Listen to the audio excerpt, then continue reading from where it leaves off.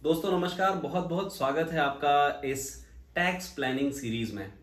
आप जो सोच भी नहीं सकते, हम इतना मज़ेदार इस पूरे सीरीज को करने वाले हैं। बहुत सारी चीज़ें आपके साथ में शेयर करेंगे। मैं अपने दोस्त संकल्प जी के साथ में उनसे कुछ हम इंसाइट्स लेंगे, बहुत सारी चीज़ें उनसे शेयर करेंगे। बहुत सारे ऐसे सवाल जो शायद हमारे आपके मन में हैं, वो हम इनसे जानने की, उसके जवाब जानने की हम आज कोशिश करने वाले हैं दोस्तों। और बिल्कुल आप अपना एक्साइटमेंट लेवल अप रखिएगा, क्योंकि बहुत सारी चीज़ें हम कवर करने वाले हैं। ये कोई एक शॉर्ट वीडियो नहीं है। यहाँ पे अगर आप एक अर्निंग प्रोफाइल हैं या अब आप अर्न करने वाले हैं, beats self employed, beat employ, आप कहीं सर्विस कर रहे हैं, बिजनेस कर रहे हैं, आप किसी भी क्लास में हो, HNI हैं, रेसिडेंट हैं, ये पूरी की पूरी टैक्स प्लानिंग सीरीज आपके लिए है। 100% free of cost and you are going to enjoy this a lot. Okay, so दोस्तों मैं वेलकम करता हूं संकल्प जी आपका। Very good evening and welcome. और आपको एक छोटी सी जानकारी दे दूं, मैं आपका दोस्त हूं ईशान तिवारी। मेरे साथ में है संकल्प जी। ये हैं चार्टर्ड अकाउंटेंट CA संकल्प पटवानी जी। पिछले 10 साल से ये प्रैक्टिस कर रहे हैं और हमारे साथ हमारे रिक्वेस्ट पे इस छोटे से कन्वर्सेशन को ज्वाइन करने के लिए, इस छोटी सी एक टैक्स प्लानिंग सीरीज आपके लिए हमने, हमारे साथ में हम दोनों का ये प्रयास है। And I hope, we hope कि आपको ये पूरी जानकारी बहुत अच्छी लगेगी, बहुत समझ में आएगी। तो संकल्प जी, मेरा आपसे एक बेसिक सा सवाल है। देखिए, जब भी ना हम टैक्स की बात करते हैं, है ना, तो हमेशा एक निगेटिव कॉनोटेशन दिमाग पे चला जाता है कि यार टैक्स बुरा है, क्यों ना इसको बचाएं, टैक्स नहीं देना है, टैक्स नहीं देना है, हर किसी के दिमाग में ये है। What is your thinking? मतलब अब आप ऐसा भी सोच सकते हैं यार कि अगर टैक्स फाइलिंग नहीं कराओगे तो आपका जो प्रोफेशन है वो कैसे फ्लोरिश होगा। बट एक नॉर्मल इनकम या अर्निंग प्रोफाइल के हिसाब से आपसे पूछ रहा हूँ, इज टैक्स ऑलवेज बैड या क्या ये एक्चुअल में निगेटिव है? क्योंकि हम तो देते हैं, हमको पेन होता है। ईशान जी, बहुत बेसिक लेकिन ये बहुत ही ऐसा सवाल है जिस पे लोगों को सोचना चाहिए। मुझे लगता है लोग इस पे बहुत ज़्यादा नहीं सोचते हैं, क्योंकि जैसे एक बच्चा होता है, उसको सिखाया जाता है कि इस तरीके से खाना है, इस तरीके से चलना है। उसी तरीके से जब आदमी टैक्स के बारे में पहली बार सुनता है कमाने के आसपास, तभी उसको सीधा रेडीमेड थॉट्स लोगों के मिलने शुरू हो जाते हैं बजाय किसी प्रोफेशनल के। Very true. तो वहीं से ओपिनियन बननी भी शुरू हो जाती है, बजाय कि आप किसी एक ऑर्गेनाइज्ड चैनल से या किसी सही तरीके से पढ़ के समझ के आप सुनिए समझिए। ऐसा होता नहीं है। आप राजाओं के ज़माने की बात करिए, उस समय तो टैक्स ऑप्शनल होता भी नहीं था। हाँ हाँ, आज मुझे की डेट में क्या आप लगान की बात कर रहे हैं? हाँ, और बस राजा ने बोल दिया फलाने तरीके से टैक्स लगना है, रूल बुक अपने आप बन जाती थी और टैक्स लगना शुरू हो जाता था। आप सक्षम हो नहीं हो, टैक्स जैसा राजा ने बोला देना पड़ेगा, ठीक है। उनके भी फॉर्मूलेज होते थे। बट आज की मॉडर्न गवर्नमेंट नए तरीकों से टैक्स प्लानिंग इसलिए निकालती है ताकि टैक्स एक बोझ ना लगे, फर्स्ट। और सेकंड, टैक्स बचाने की आड़ में गवर्नमेंट, ऐसा नहीं है कि गवर्नमेंट अपना टैक्स बचाना चाहती है। ओके। टैक्स बचाने की आड़ में गवर्नमेंट आपसे वो करवाना चाहती है जो वो चाहती है। जैसे कि सब जानते हैं 1.5 लाख रुपए की ATC की लिमिट होती है इनकम टैक्स में। जो आप फलाना फलाना इन्वेस्टमेंट्स करेंगे, इंश्योरेंस, FD वगैरह वगैरह, म्यूचुअल फंड्स, तो गवर्नमेंट उस 1.5 लाख के पीछे इनकम कम कर देती है, विच को डिडक्शन बोलते हैं, और उतना ही टैक्स कम लगता है आपको। तो हम 1.5 लाख की बात तो करते हैं, हम ये भी करते हैं कि 1.5 लाख का इन्वेस्टमेंट कर दो ताकि टैक्स छूट जाए। गवर्नमेंट ये छूट क्यों देगी, ये भी तो सोचिए ना। गवर्नमेंट को उस डिसाइडेड इन्वेस्टमेंट्स का पैसा मिल रहा है, जैसे कि LIC, कोई और इंश्योरेंस, या FD, म्यूचुअल फंड्स, या कितने ही है, मतलब अलग अलग शुरू करेंगे तो ये लिस्ट बहुत लंबी बन जाएगी। अलग अलग इंस्ट्रूमेंट्स होते हैं। तो गवर्नमेंट चाहती है कि पब्लिक का जो कि बहुत ज्यादा पैसा है वो एक पर्टिकुलर रूट पे चैनलाइज हो। ओके। और उस तरीके की प्लानिंग इनकम टैक्स में डाल देती है और लोग उस तरफ रूट होने लगते हैं। तो ये तो गवर्नमेंट की चली हुई चाल है। मैं इसको नेगेटिव नहीं कह रहा, मैं नहीं कह रहा हूं कि बुरा है, ये गवर्नमेंट की प्लानिंग का पार्ट है। तो ये टैक्स प्लानिंग लोगों के लिए नहीं है, ये गवर्नमेंट के लिए है। ओके। तो गवर्नमेंट बताती है आप फलाना जगह पैसे लगाइए तो आपको इतना टैक्स इतनी छूट एग्जेम्पशन मिलेगी, या इतनी रिबेट छूट मिलेगा। मिलेगी। हाँ, जी, जी। और उसके बाद आप उस टैक्स के रिलीफ को लेने के बाद ये सोचते हैं कि हमने टैक्स प्लानिंग की, तो टैक्स प्लानिंग किसी ने पहले से बना के रखी हुई है, जैसे कि गवर्नमेंट ने बनाई है, ओके और आप उसको यूज कर रहे हैं, बस इतना सा होता है। सही समय पे सही आदमी आपको सही ऑप्शंस बता दे ताकि टैक्स कम से कम लगे, इसे ही टैक्स प्लानिंग कहते हैं। मैं एक छोटा सा आपको कहना चाहिए कि ये जो वर्ड है टैक्स, इससे जो लोग डरते हैं, या डरना भी नहीं बोलना चाहिए, ये जो कहना चाहिए बचते हैं, अरे टैक्स नहीं टैक्स नहीं, लोगों को मैं एक जानकारी देना चाहता हूँ जी जी कि टैक्स भी 2 टाइप के होते हैं। ओके आपने पूछा टैक्स क्या होता है ना, और टैक्स से लोग डरते क्यों हैं? तो टैक्स ही एक ऐसी चीज है कि जिसके जरिए गवर्नमेंट को पैसा आता है। टैक्स कई प्रकार के होते हैं, कई प्रकार के, ओके जैसे कि एक होता है इनकम टैक्स, एक होता है जीएसटी, एक होता है कंपेंसेशन सेस, एक होता है आपका transaction tax, securities transaction tax, stamp duty, मतलब गिनते जाइए, खत्म Okay. नहीं होगा ये। Okay. वैट वो भी एक टैक्स था, एक्साइज ड्यूटी, कस्टम ड्यूटी, ये सारे टैक्सेस से गवर्नमेंट अपने पास पैसा इकट्ठा करती है। नाम इनके अलग हैं but ultimately they are direct और इनडायरेक्ट टैक्सेस। हाँ, और अलग अलग टुकड़ों में इनको इसलिए रखा गया है ताकि इनके अलग अलग पर्पस को सॉल्व किया जाए। जैसे इनकम टैक्स, नाम ही बताता है कि इनकम पे टैक्स लगेगा, जी इसका मतलब यही है कि जिसकी ज्यादा इनकम उसको ज्यादा टैक्स। तो गवर्नमेंट का जो बहुत सारी सोच है, उन सोच में से एक सोच ये है कि भाई गरीब आदमी अपनी खुद की रोजी रोटी भी ठीक से नहीं चला पाता, और उन्हीं के चलते अमीर आदमी या इंडस्ट्री कमा रहे हैं, क्योंकि वो लेबर वर्क कर रहे हैं तब तो वो कमा रहे हैं, ऑब्वियसली उनको अपना लेबर का मेहनताना जरूर मिलता है, लेकिन कहीं ना कहीं उनको सुख सुविधाएं, हॉस्पिटल्स और रोड, ये सब सुविधाएं कहाँ से मिलेंगी? तो गवर्नमेंट का एक इंटेंशन होता है कि टैक्स द रिच, ताकि जो सबसे अमीर है उससे ज्यादा टैक्स लिया जाए, Okay. जो सबसे गरीब है या तो उससे कम टैक्स लिया जाए या ना लिया जाए। और ये बैलेंस बनाने का तरीका होता है, ये पूरी दुनिया में हर कंट्री में फॉलो होता है। ओके कुछ कंट्रीज इसकी छूट ज्यादा बड़ी देती हैं, कुछ कंट्रीज इसकी छूट कम देती हैं। जैसे हमारे यहाँ टैक्स स्लैब फिलहाल जो 2.5 लाख का है, 5 लाख तक टैक्स नहीं लगेगा, अलग अलग तरीकों से अब शायद वो calculate बढ़ होता है। के 7 lakhs और इस साल से वो 7 लाख हो गया है। तो इसका मतलब क्या है? गवर्नमेंट बताना चाह रही है कि 7 लाख तक कमाने वाला इंसान जो साल में 7 लाख कमाता है, यानी कि लगभग 50 से 55 हजार महीने का, वो इंसान को हम टैक्स क्यों लगाएं? वो ऑलरेडी अपने जीवन में जूझ रहा है, ओके ऐसा सरकार का मानना है। जी जी तो उनको एक अमाउंट में ही डिसाइड करना होगा ना ये चीज। 7 लाख के बाद जैसे ही कोई कमाता है उसको टैक्स लगना शुरू हो जाता है, जी जी और इसी तरीके से 10% टैक्स, 20% टैक्स, 30% टैक्स, सेस और क्या ना क्या लगता जाता है, सरचार्ज। तो आपके हिसाब से मैं जो एक हिंट निकाल पा रहा हूँ संकल्प जी, वो ये है कि टैक्स नेगेटिव कॉनोटेशन है या पॉजिटिव कॉनोटेशन है, ये अगर हम सिर्फ पे करने के पॉइंट ऑफ व्यू से सोचेंगे तो ये नेगेटिव लगेगा, बट ओवरऑल इकोनॉमी के पॉइंट ऑफ व्यू से सोचेंगे तो ये एक पॉजिटिव इम्पैक्ट रखता है, क्योंकि जो दे सकते हैं वो देंगे, और तभी वो जो वो अर्निंग गवर्नमेंट को आएगी डायरेक्ट या इनडायरेक्ट टैक्सेस के रूप में, उससे पूरी इकोनॉमी या जो पुअर क्लास है या जो ओवरऑल एक कंट्री, Infrastructure। हाँ इंफ्रास्ट्रक्चर है, डेवलपमेंट, वो सारी की सारी पॉलिसीज अडॉप्ट हो। क्या मैं सही समझ रहा हूँ? आपको जान के बहुत ताज्जुब होगा, इनकम टैक्स जैसी चीज ऐसी चीज है जो हमारे हाथ में रहती है। हम प्लान करते हैं, साल में एक बार सीए के पास या किसी कंसल्टेंट के पास जाके डलवाते हैं, हाँ जी तो हम बहुत सोचते हैं। क्या हम जीएसटी के बारे में इतना सोचते हैं? हर प्रोडक्ट पे लगभग जीएसटी लगता है, कुछ छूट भी है, कुछ एग्जेम्प्टेड प्रोडक्ट्स हैं, उनको आप छोड़ दें तो लगभग हर प्रोडक्ट पे जीएसटी लगता है। किसी पे 5%, किसी पे 3%, तो किसी पे 28%, तो किसी पे 45%। क्या हम देते समय सवाल करते हैं कि जीएसटी इतना क्यों? आम आदमी की बात कर रहा हूं मैं, जबकि आम आदमी इनकम टैक्स पे करते समय सवाल करता है, ये क्यों लगाया जा रहा है मुझ पे टैक्स, क्यों मेरा टीडीएस काटा जा रहा है? शायद वो इसीलिए क्योंकि जीएसटी ऑलरेडी इतना दे रहा है, इनडायरेक्ट टैक्स इतने सारे हैं हाँ। संकल्प जी, कि एक आम आदमी सोचता है यार हर तरीके से तो तुम मुझसे टैक्स ले ही रहे हो, हाँ, और अब मेरी इनकम पे भी टैक्स ले लोगे। नहीं, आदमी को पता ही नहीं होता है कि इस प्रोडक्ट के पीछे, जैसे आप 5 रुपए का पार्ले जी लेंगे, आप सोचेंगे उसके ऊपर, उसके पीछे भी 25-30 पैसे का टैक्स है। सोचूंगा ही नहीं क्योंकि अमाउंट छोटा है, राइट, क्योंकि वो सब खाते हैं, वो बहुत बिकता है।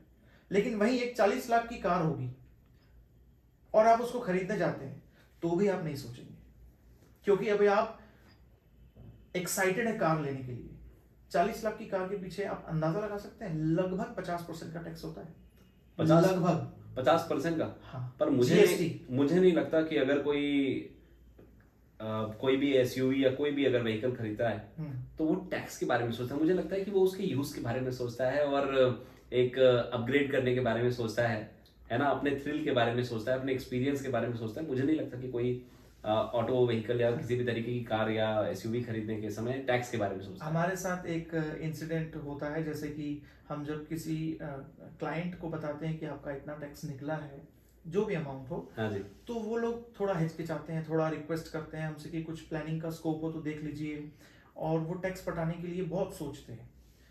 लेकिन आप सोचिए, आप सिर्फ एक 20 लाख की नॉर्मल, आजकल 20 लाख की कार भी आई थिंक नॉर्मल हो गई है, आप 20 लाख की कार भी लेने जाएंगे तो आप लगभग 5 से 6 लाख टैक्स देते हैं। कौन ऐसा आदमी होगा जो 20 लाख की कार इसलिए नहीं लेता होगा कि इसमें 5 लाख का टैक्स है? अगर उसका बजट नहीं है 20 लाख का तो नहीं लेगा, ठीक है। लेकिन 20 लाख का जब वो इनवॉइस रिसीव करता है कार का और वो देखता है कि इसमें 5 लाख का टैक्स है, ओह ये कार तो नहीं लेनी चाहिए थी, ऐसा तो मेरे ख्याल से कोई नहीं सोचता होगा।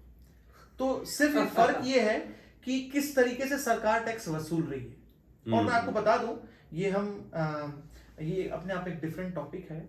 सरकार टैक्स वसूलने के तरीकों को इतना रिफाइन और इतना सिस्टमेटिक करती जा रही है कि ये आगे जाके भविष्य में इनकम टैक्स जैसी चीज बहुत रेयर हो जाएगी, बहुत कम दिखेगी हमको। अच्छा, हाँ, बहुत लिमिटेड लोगों पे ही ये एप्लीकेबल। मैं आपसे इनफैक्ट पूछना भी चाहता था कि क्योंकि आप इस टैक्स के सब्जेक्ट मैटर एक्सपर्ट हैं, मैं आपसे ये समझना भी चाहता था हम सभी के लिए कि आपको क्या लगता है ये टैक्सेशन को लेके, अब जैसे पहले ओल्ड रिजीम थी, न्यू रिजीम आ गई, अब क्या आगे कुछ और आएगा, क्या क्या फ्यूचरिस्टिक आउटलुक क्या है इसके बारे में? वैसे तो ये पूरा अलग टॉपिक है, ओके।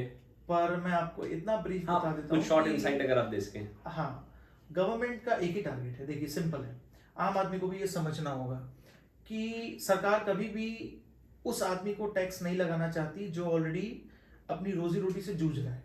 ये सरकार भी अच्छे से जानती है, और जितनी अच्छी सरकार वो उतना अच्छे से समझती है इस बात को। तो वो आए दिन नए नए एक्सपेरिमेंट्स करना, नए नए लोगों से कंसल्ट करके नए नए लॉज बनाने का काम करती रहती है, ताकि निचले तबके के लोगों में कम से कम टैक्स का लोड हो, और जितने हायर क्लास के लोग हैं जो ज्यादा कमाते हैं उनके ऊपर ज्यादा से ज्यादा टैक्स हो। ये एक सोसाइटी के इकोनॉमिकल बैलेंस को बनाने के लिए जरूरी है। पूरी दुनिया में ये एप्लीकेबल है। सारे इकोनॉमिकल एक्सपर्ट्स जो होते हैं, इकोनॉमिस्ट होते हैं, उनका ये कॉमन एग्रीमेंट होता है कि ये जरूरी है। ओके। तो गवर्नमेंट टैक्स को कभी कम नहीं कर सकती, क्योंकि खर्चे तो लगातार बढ़ रहे हैं, रोड्स लगातार बन रहे हैं, ब्रिजेस लगातार बन रहे हैं, ऑब्वियसली लोगों की डिफेंस, कंट्रीज की जो डिफेंस है, आर्मी है, वो लगातार डेवलप और अच्छी हो रही है, और तो उसमें एडवांसमेंट की भी जरूरत है। लोगों को हॉस्पिटल की सर्विसेज अच्छी मिलती जा रही है। समय के साथ फर्क पड़ रहा है। अब कौन सी सरकार कितना करती है ये हम नहीं सोच सकते, बट Obviously. समय के साथ आज से 10 साल पीछे देखिए तो रोड्स अच्छे हैं, हॉस्पिटल अच्छे हैं, Obviously. एजुकेशन अच्छी है, ऐसा माना जा सकता मास कवरेज है इंश्योरेंस हाँ। का, मास कवरेज है बहुत सारी चीजों का। है। हाँ, और वाकई ऐसे में इन्फ्लेशन भी आ ही रहा है, वो तो लगातार चलता है, उसकी घड़ी किसी के लिए नहीं रुकती। सो ओवरऑल तो इकोनॉमिक ज्यादा डेवलपमेंट खर्च, के लिए हाँ, ज्यादा खर्च करने के लिए ज्यादा टैक्स तो सरकार को चाहिए ना। सरकार कहीं से कोई इनकम थोड़ी ना कमाती है, ऑब्वियसली उनको तो लोगों से ही पैसा चाहिए, तो उसको ज्यादा टैक्स तो चाहिए। अब वो ज्यादा टैक्स कैसे कैसे ला सकती है ताकि निचले तबके के लोगों में कम से कम लोड आए, ये उनका लगातार एक्सपेरिमेंट चलता रहता है। तो दोस्तों, ज्यादा टैक्स देने के लिए तैयार रहना है। वो किस तरीके से आएगा वो एक अलग बात है, पर सभी पर नहीं आएगा। क्या गवर्नमेंट का एक ओवरऑल टारगेट होगा, क्या उनके अलग रिजीम्स होंगे, वो एक बात की चीज़ है। बट एक बहुत इंटरेस्टिंग क्वेश्चन है सर, अभी रिसेंट ईयर्स में मैंने देखा कि जो यूनिट लिंक इंश्योरेंस प्लान्स हैं, कुछ जो कन्वेंशनल प्लान हैं, तो एक ट्रेडिशनल इंश्योरेंस पॉलिसी पे पिछले साल से जो लिमिट लगाई गई है वो ये है कि भाई अगर कोई ट्रेडिशनल इंश्योरेंस प्लान लेता है तो 5 लाख तक पर ईयर अगर उसका टोटल प्रीमियम है, तब तो उसको पूरे के पूरे जो मैच्योरिटी गेन्स हैं वो टैक्स फ्री होंगे। इसी तरीके से इससे पहले वाले साल में भी यूलिप में अगर 2.5 लाख तक का कोई टोटल प्रीमियम पर ईयर पे करता है एक पैन पर, तो उसको जो प्रोसीड्स मिलेंगे, कैपिटल गेन और ये सब, वो सारे के सारे टैक्स फ्री होंगे। But beyond this limit, traditional insurance में 5 लाख से ज्यादा पर ईयर और यूलिप में 2.5 लाख से ज्यादा पर ईयर, ये सारी की सारी चीजें टैक्सेबल हो रही। तो गवर्नमेंट इंश्योरेंसेस और इन सब चीजों के पीछे क्यों पड़ी है टैक्स लगाने के? देखो, गवर्नमेंट तो शुरू से टैक्स ले सकती थी ना इंश्योरेंस पे, ओके। उसने शुरू में टैक्स क्यों नहीं लिया, ये भी तो सोचिए। हाँ, कहीं ना बिल्कुल सही कहीं बात है। उसने इनकम टैक्स प्रोविजंस में इंश्योरेंस के पे बैक को यानी कि मैच्योरिटी को एग्जेम्प्ट क्यों किया? वाकई में ये सोचने वाली बात है। हाँ, क्योंकि ये लोगों की लाइफ से जुड़ा सवाल है। लोग इंश्योरेंस लेते हैं कहीं ना कहीं डेथ को कवर करने के लिए कि मेरे पीछे मेरी फैमिली वालों को एक लमसम अमाउंट मिल जाए तो उनका कुछ फायदा हो जाए, उनका कुछ भला हो जाए, और जब तक वो खुद अपने सर्वाइवल के बारे में कुछ कर सकें तब तक वो पैसा उनके काम आ जाएगा। ओके। उनकी लाइफ लॉन्ग उनके खर्चे चलाने के लिए तो वो पैसा नहीं हो सकता। ठीक है, ये अच्छी सोच की वजह से गवर्नमेंट ने इस पैसे को टैक्स फ्री कर दिया कि भाई अगर किसी के मरने के बाद किसी फैमिली मेंबर को पैसा मिलता है तो उसको टैक्स का झंझट ना हो, टीडीएस का झंझट ना हो, चुपचाप पैसे मिल जाए। ठीक है। और इसी के फायदे का दूसरा पहलू होता है कि आप इंश्योरेंस पे पैसा लगाओ भाई, क्योंकि लाइफ इंश्योर होनी चाहिए। आपके पीछे आपके घर वाले बैठे हैं, हाँ। कल को आपको किसी एक्सीडेंट में कुछ हो जाता है तो आपके घर वाले अगर कुछ काम नहीं कर रहे हैं, मान लीजिए आपका बच्चा छोटा है और आपकी बीवी भी हाउस वर्किंग है, तो वो कैसे करेगी? वो सिंगल सोर्स ऑफ अर्निंग है घर के लिए। यस, तो इंश्योरेंस पे पैसा लगाओ। Okay. इसलिए उन्होंने एटीसी में 1.5 लाख की छूट भी दी। दैट मीन्स गवर्नमेंट दोनों पहलू को पकड़ के बेनिफिट देती थी। इंश्योरेंस पे पैसा लगाओ और जब मैच्योरिटी मिलेगी तो आपको उसमें टैक्स नहीं लगेगा। ठीक है। अब ऐसे काफी सारे प्लान्स होते हैं, इंश्योरेंस होता है, हेल्थ इंश्योरेंस होता है और बहुत सारे प्लान्स होते हैं। जी जी। बट समय के साथ देखा गया कि इस प्लान का गलत फायदा भी उठाया जा रहा था उन लोगों द्वारा जो इंश्योरेंस को इंश्योरेंस की तरह नहीं लेके इन्वेस्टमेंट की तरह लेते थे। अच्छा। कि पैसा लगाते जाओ, कुछ साल बाद ये पैसा मैच्योर होकर जब मिलेगा इसमें टैक्स नहीं लगेगा। तो बीच का जो गैप है, जो कि एक तरीके से बोनस बोल लो या इंटरेस्ट बोल लो या कमाई बोल लो, उस पैसे पे अगर टैक्स नहीं लग रहा है और वो पैसा लगभग डबल ट्रिपल होके मिलता है आज से 10-20 साल बाद, तो लोगों की सेविंग्स भी हो रही है, उस सेविंग्स पे ब्याज भी आ रहा है और वो ब्याज पे टैक्स भी नहीं लग रहा है और एक लॉन्ग टर्म प्लान मिल रहा है लोगों को। आज एफडी की बात करें तो आप 5-7 साल से ज्यादा एफडी नहीं बना सकते। बिल्कुल सही बात। लेकिन आप लाइफ इंश्योरेंस 20 से 25-30 साल का ले सकते हैं। तो कहीं ना कहीं जिनके पास बहुत सारा पैसा है और वो लोग इन्वेस्ट करके इन्वेस्टमेंट की तरह यूज करते हैं लाइफ इंश्योरेंस को, उन लोगों के ऊपर ये एक तरीके की जकड़ है ताकि इसका गलत इस्तेमाल ना हो। और मैंने बताया कि सरकार को भी धीरे धीरे एहसास होता है अपनी गलतियों का। कोई सरकार, कोई भगवान तो है नहीं कि आज से 50 साल पहले की प्लानिंग एक बार में कर ले, है ना। तो उनको जैसे जैसे एहसास होता है कि बड़े तबके के लोग, रिच क्लास लोग या फिर इन्वेस्टमेंट की इंटेंशन रखने वाले लोग भी इस प्लान को यूज कर रहे हैं, तो वो वहां पर लिमिट लगा देती है। और ऐसा सिर्फ इंश्योरेंस में नहीं होता, लगभग चीजों में होता है। जैसे कि 10 लाख की कार आप लेंगे ना तो उसमें टीसीएस नहीं है। TCS is tax collected at source 1% के हिसाब से। जैसे ही आप 10 लाख 1 रुपए की भी कार लेते हैं, ओके, मान लीजिए कार का एक शोरूम प्राइस 10 लाख 1 रुपया हो गया, 1% का टीसीएस लगभग 10,000 रुपए आपसे एक्स्ट्रा लिया जाएगा और आपके इनकम टैक्स के अकाउंट में जमा किया जाएगा। ओके। ये कार का डीलर करता है और आपके बकायदा सारे इनवॉइसेस एंड डिटेल्स में मेंशन भी होता है। तो ये क्यों हुआ? क्योंकि 10 लाख की कार एक रिच क्लास शायद ना ले, वो 10 लाख से ऊपर ही लेगा ऑब्वियसली। और 10 लाख से नीचे कौन लेगा? एक आम आदमी। तो गवर्नमेंट ने देखिए ये लिमिट डाल के उसने छूट दे दी। इसी तरीके से हर जगह वो लिमिट डाली गई है जहां जहां दिखता है कि एक रिच क्लास को पकड़ा जा सकता है। क्या बात है ना। तो उनको वो बेनिफिट नहीं दिया जाता क्योंकि अल्टीमेटली बेनिफिट तो आम आदमी के लिए है ना। बस ये एक फॉर्मूला है और कुछ नहीं। और जैसे जैसे और भी गवर्नमेंट को समझ में आएगा और भी लिमिट्स लगाएंगी। So guys, government is getting smarter और इंश्योरेंस का प्राइमरी ऑब्जेक्टिव लाइफ रिस्क को कवर करना है, ना कि प्राइम ऑब्जेक्टिव आपको बहुत सारे लूप होल्स यूज करके और इन्वेस्टमेंट करके और वहां से रिच गेन्स लेने का है। I think this is. Ishan ji, मेरी एक रिक्वेस्ट है आपसे, आप प्लीज इस इंश्योरेंस के टॉपिक को भी अलग से कभी कवर करिएगा। श्योर। ये बहुत बहुत ज्यादा लोग इसमें कंफ्यूज्ड भी रहते हैं, क्या इंश्योरेंस लें, कैसा इंश्योरेंस लें, कितने का इंश्योरेंस लें, किस कंपनी से लें, किस टाइप का प्लान हमारे लिए सही है।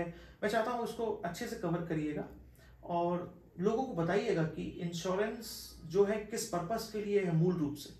Sure sure. संकल्प जी आपका साथ रहा तो इस तरीके के बहुत सारे एनलाइटनिंग हम डिस्कशंस करेंगे, लोगों के लिए फायदे होंगे और क्या है हम बहुत सारे वीडियोस बनाएंगे। तो दोस्तों, एक क्विक रिकैप के हिसाब से आपको बता दूं क्या इंटरेस्टिंग कन्वर्सेशन रहा। थैंक यू संकल्प जी एज ऑलवेज। और एक शॉर्ट रिकैप में सर से हमने जो बातें जानी आज वो ये कि टैक्स क्या है, टैक्स क्यों है, फ्यूचरिस्टिक आउटलुक क्या है, गवर्नमेंट आके टैक्स क्यों लेती है, इज दिस ऑलवेज नेगेटिव, और इंश्योरेंस पॉलिसीज वगैरह पे अब टैक्स की लिमिट्स जो लग रही हैं वो क्यों लग रही हैं, किस किस तरीके के टैक्सेस हैं, जैसे सर ने बताया कई बार कस्टम ड्यूटी हो जाता है, कई बार इनडायरेक्ट टैक्सेस हो जाते हैं, जीएसटी है, वैट है, आपका इनकम टैक्स है, तो कितने सारे तरीके के टैक्सेस होते हैं ये भी हमने जाना। और next video is also going to very very important और आपका इंतजार रहेगा। Thank you, see you in the next video. बहुत लंबा स्ट्रेच हो गया ना। एक सेकेंड, हाँ 20 मिनट्स का है। हाँ ठीक है इट्स ओके। 10 कर देना, क्योंकि ना कुछ चीज़ों में स्ट्रेच कर दी मुझे लगा, बट क्योंकि फ्लो